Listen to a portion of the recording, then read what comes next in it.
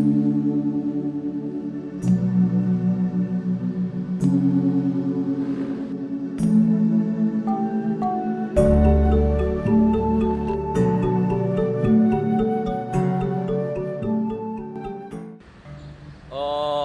Swastiastu.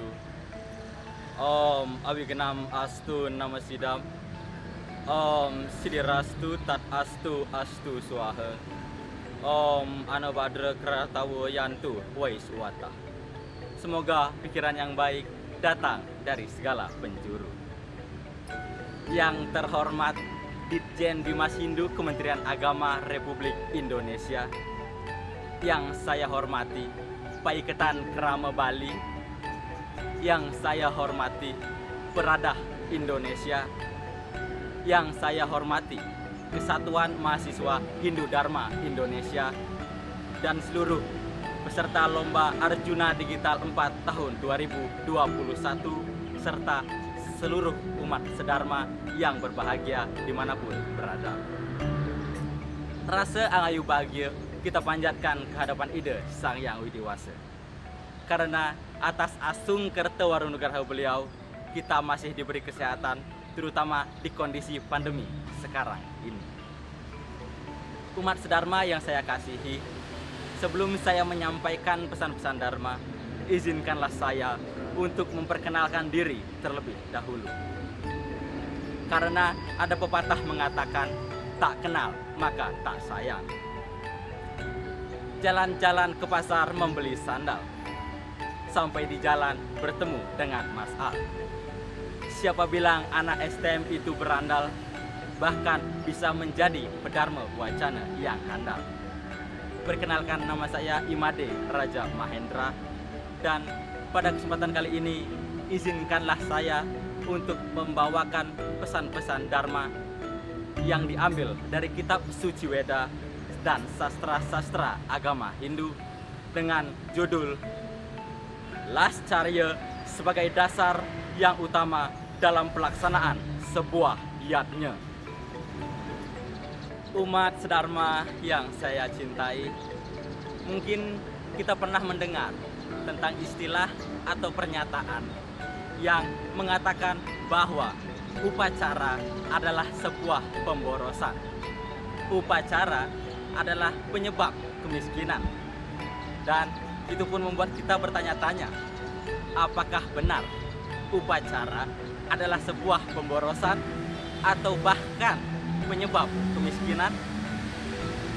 Sebelum kita sampai pada jawaban terhadap pertanyaan tersebut, sangat penting dipahami tentang bagaimana cara kita untuk mendekatkan diri kepada Ida Sang Hyang Widi Wasa. Karena pendekatan diri kepada Ida Sang Hyang Widi Wasa dilakukan dengan berbagai cara oleh umat Hindu.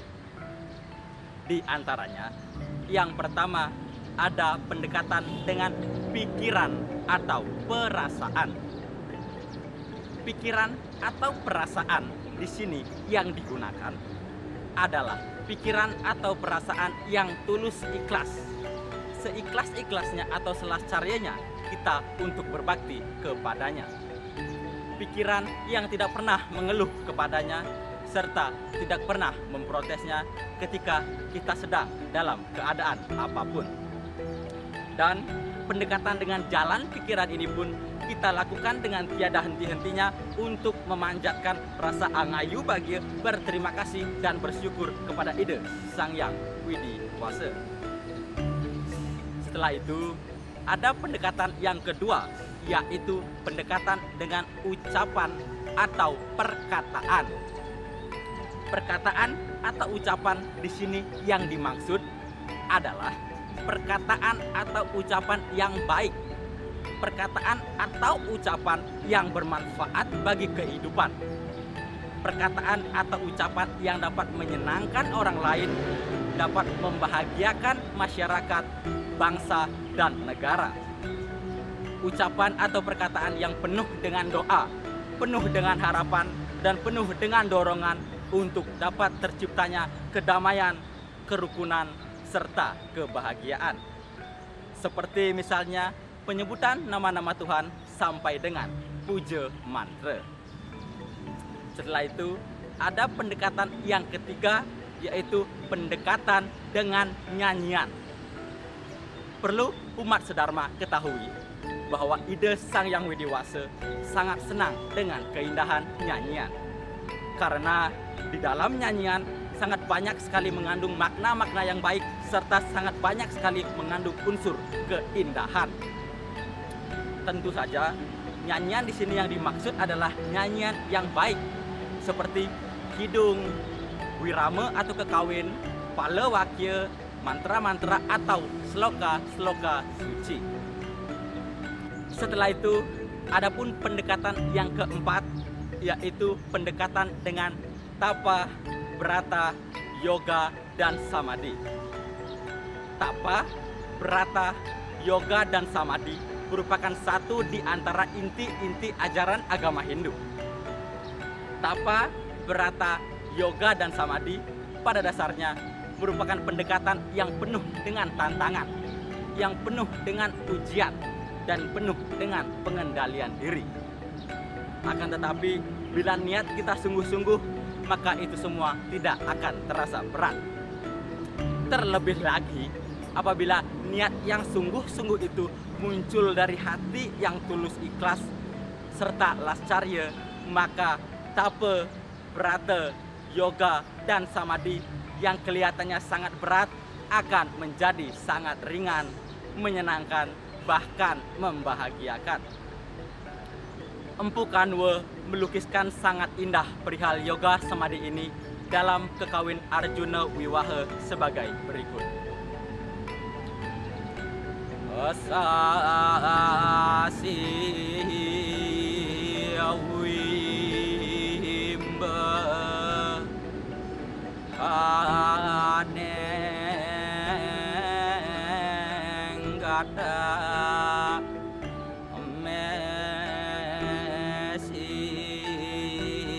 banyu andan asing suci nirmala mesi ulan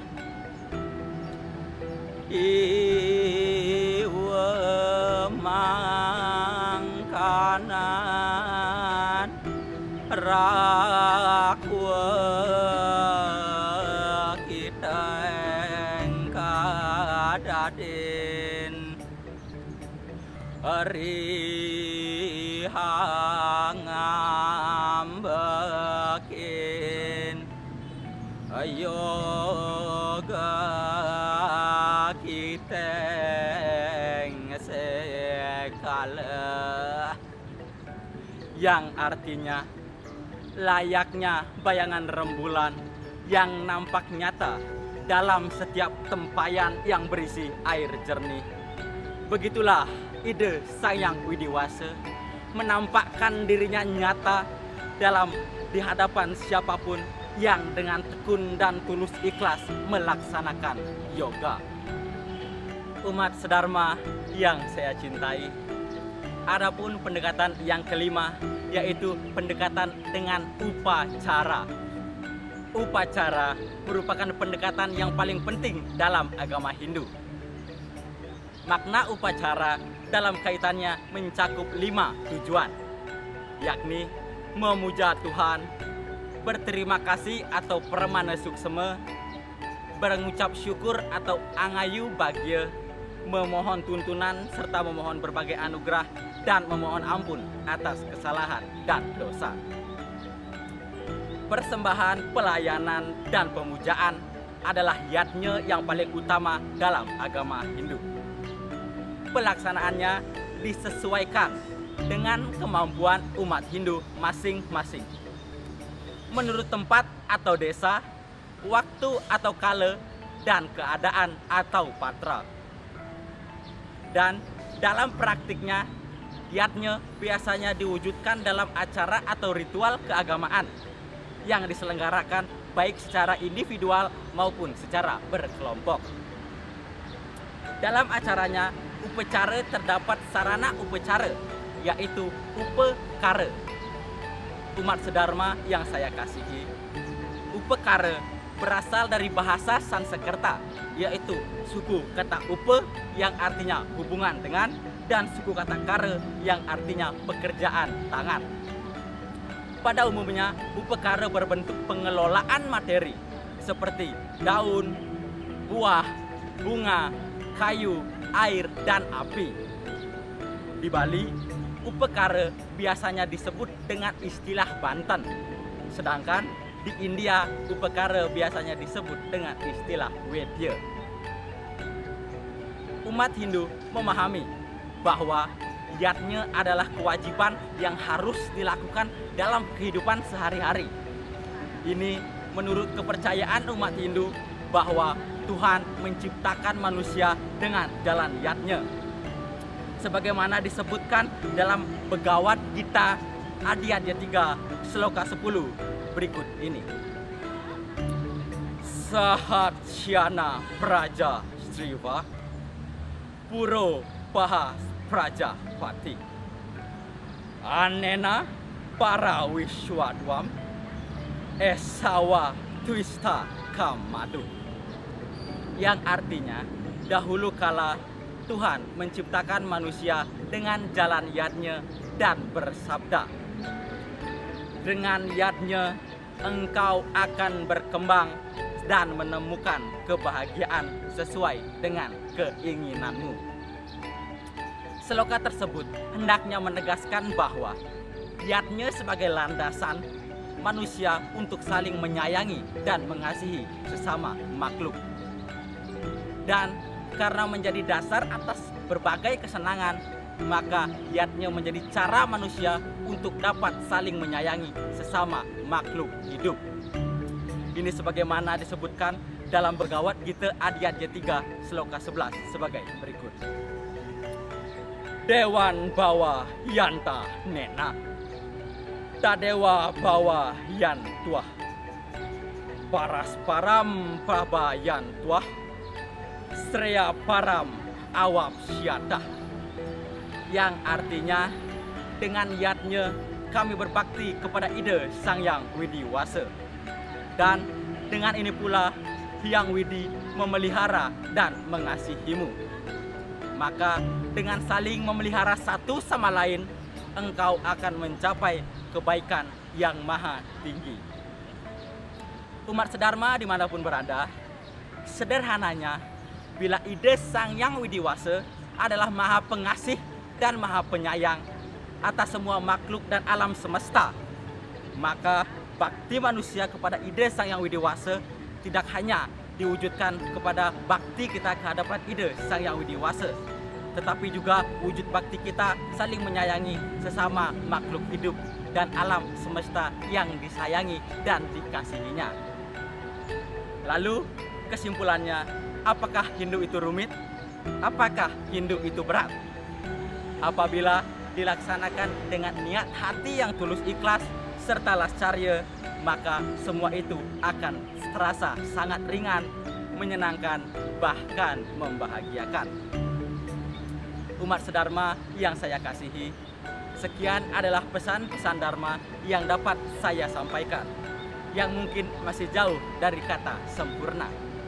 Untuk itu, saya mohon maaf apabila ada kata-kata yang kurang berkenan di hati umat sedharma. Saya Imadi Raja Mahendra. Bila ada sumur di ladang, boleh kita menumpang mandi. Bila ada umur yang panjang, boleh kita berjumpa lagi. Saya tutup dengan Parama Santi. Om Santi, Santi, Santi, Om.